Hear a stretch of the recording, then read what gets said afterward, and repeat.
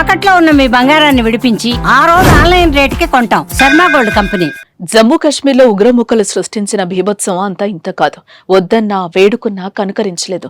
వేటాడి వెంటాడి అతి దారుణంగా కాల్చి చంపేశారు.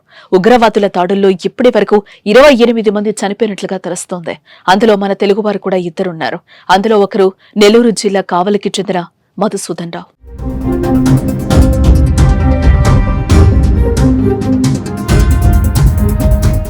నెల్లూరు జిల్లా కావలికి చెందిన మధుసూదన్ రావు బెంగళూరులో సాఫ్ట్వేర్ గా పనిచేస్తున్నారు. దీంతో అక్కడే మధుసూదన్ కుటుంబం స్థిరపడింది. ఆయనకు భార్య కామాక్షి, కుమారుడు దత్తు, కూతురు మేధ ఉన్నారు. ఇదిలా ఉంటే విహారయాత్రలో భాగంగా ఆయన కుటుంబం పహల్గామ్ కు వెళ్లారు. అక్కడ కుటుంబ సభ్యులతో కలిసి కశ్మీర్ అందాలను ఆస్వాదిస్తున్నారు. ఈలోపు ముంచుకొచ్చిన మృత్యువు మధుసూదన్ రావుపై విరుచుకుపడింది. ఆర్మీ డ్రెస్ లో వచ్చిన ముష్కరులు కాల్పులకు తెగపడ్డారు. తమను చంపొద్దంటూ వేడుకున్నా వదల్లేదు. ఈ క్రమంలో మధుసూదన్ రావుకు 42 బుల్లెట్లు తగలడంతో ఆయన అక్కడికక్కడే కుప్పకూలిపోయారు. మరోపక్క భార్య కళ్ల ముందే భర్తను చంపేస్తుంటే ఆ చిన్నారి గుండెలు ఎంతలా తల్లడిల్లిపోయాయో అంటూ పలువురు కన్నీరు పెట్టుకుంటున్నారు. ఇక మధుసూదన్ మృతదేహాన్ని వాళ్ళ సాయంత్రానికి చెన్నై తరలించి అక్కడి నుంచి అర్ధరాత్రికి కావలికి చేరుకోనున్నట్లుగా తెలుస్తోంది. దేశ భద్రతలో ఎన్నో రకాల సూచనలు చేస్తున్నప్పటికీ కూడా ఉగ్రవాదులు పెట్టలేకపోవటం చాలా బాధాకరమైనటువంటి విషయం.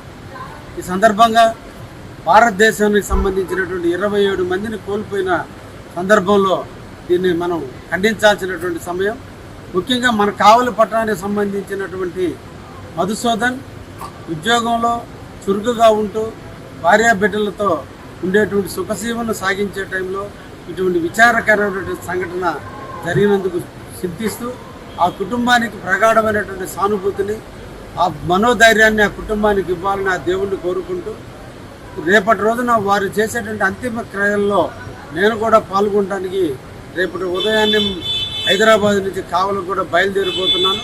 తప్పకుండా ఆ కుటుంబాన్ని అన్ని విధాలు ఆదుకునే దాంట్లో ప్రభుత్వ పరంగా అన్ని విధాల సహాయ సహకారాలు అందించే దాంట్లో ముందుంటామని ఆ కుటుంబానికి ప్రగాఢమైన సానుభూతిని తెలియజేస్తూ మన అందరం కావలి ప్రజలు ముక్త కంఠంతో ఆ కుటుంబానికి ధైర్యాన్ని ఇవ్వాలని, అందరం కూడా సంఘటితంగా పోరాడాలని, ఆ కుటుంబానికి మనోధైర్యం ఇచ్చేందుకు అందరూ కూడా రేపటి అంతిమ యాత్రకు పాల్గొనండి అని చెప్పి కావలి వాసులందరినీ కూడా కోరుకుంటున్నాను.